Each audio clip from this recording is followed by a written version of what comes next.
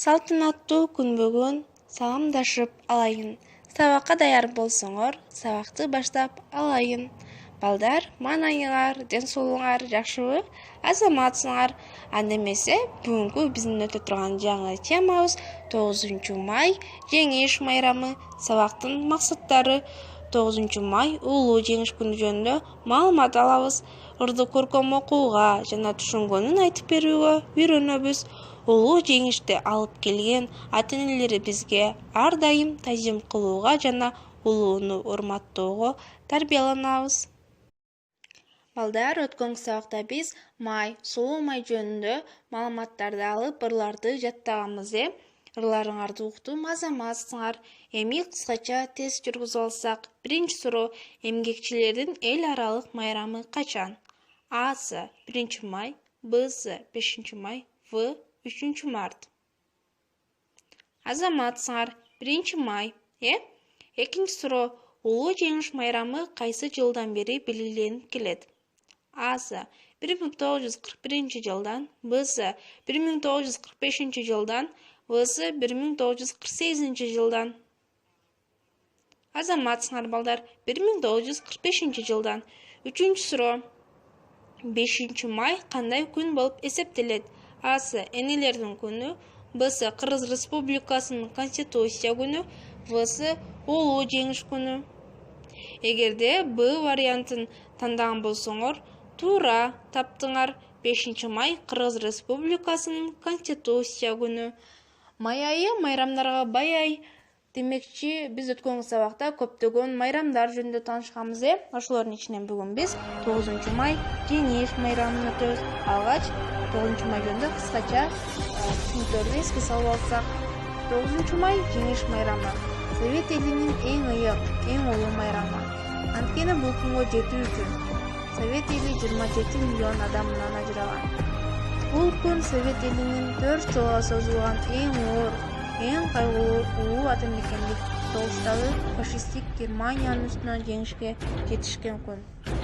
Демек, биздин азыркы жашап жаткан жашообузду куруу үчүн 27 миллион адам каза болуптур. 4 жыл бою согуш болуптур. Ошондуктан биз эч качан улуу ардагерлерибизди унутпайбыз.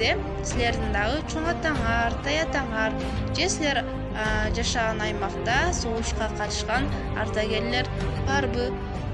Улуу жеңиш майрамын даңазалап көптөгөн акын, жазуучулар чыгармаларды жазыптыр. Ошолордун ичинен бүгүн биз Жумуш Шокаевдин 9-май чыгармасын окуйбуз. Бакыт алып келген күн, фашисттерди жеңген күн, желбиретип желекти жерге бизге келген күн.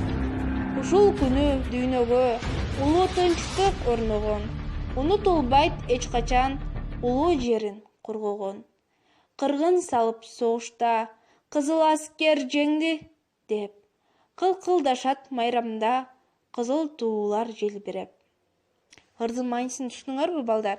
Бакыт алып келген күн деп жатат. Ошол фашисттерди жеңген күн бул бакыт алып желбиретип желекти жерге бизге келген күн деп жатат.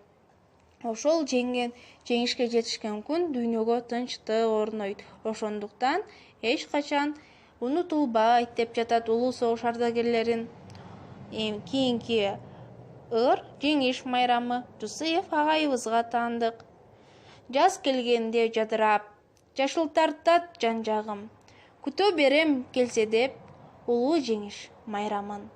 Эрте турсам көчөдө, эл дайрадай агылып, күлкү ырга аралаш, күү угулат жаңырып.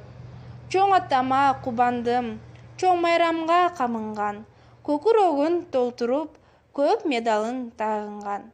Чоң атамды жетелеп, сыртка шашсам таң калды. Неге шаштың неберем? Мен сагындым майрамда. Демек, балдар, эмне деп жатат? Жаз келгенде жадырап деп жатат. Силер дагы улуу жеңиш майрамын күтөсүңөрбү? 9-май күнү көптөгөн адамдар көчөгө чыгып парадтарга барышат. Улуу согушка катышкан ардагерлерибиз көптөгөн медалдарын тагынып алышат. Балдар, анда эмесе ордубуздан туруп 100 минутка жасап алсак. Кыл кумурска бара жатты жумушка. Топчуну алып колуна, тосуп калды жолуна. Ал жагына карады, бул жагына карады. Кичинекей кумурска тоо экен деп ойлоптур. Анда эмесе сабагыбызга кайтып, кыскача суроолор берилет. Ошолорго жооп беребиз. Биринчи суроо. 9 май эмне үчүн жеңиш күнү катары майрамдалып калыптыр? Бул күндү кандай майрамдайт экенбиз? Экинчи суроо. Чоң атанын көкүрөгүндөгү орден, медалдар кайсы эмгеги үчүн берилген деп ойлойсуңар? Үчүнчү суроо. Ырларда майрамдын шаңы кандай сүрөттөлүптүр? Ошол саптарды таап, көртүү окугула. Төртүнчү суроо. Улуу жеңишти алып келген ата-энелерибизге кандай сый-урмат көрсөтүү керек деп эсептейсиңер? Бул тууралуу өз ойлоруңарды айткыла. Балдар, ушул берилген суроолорго үй тапшырмасын кошуп WhatsApp'тан жиберебиз. Үйгө тапшырма ырларды жаттап айтасыңар. Анда эмесе саламатта калгыла. Кийинки сабакта көрүшкөнчө.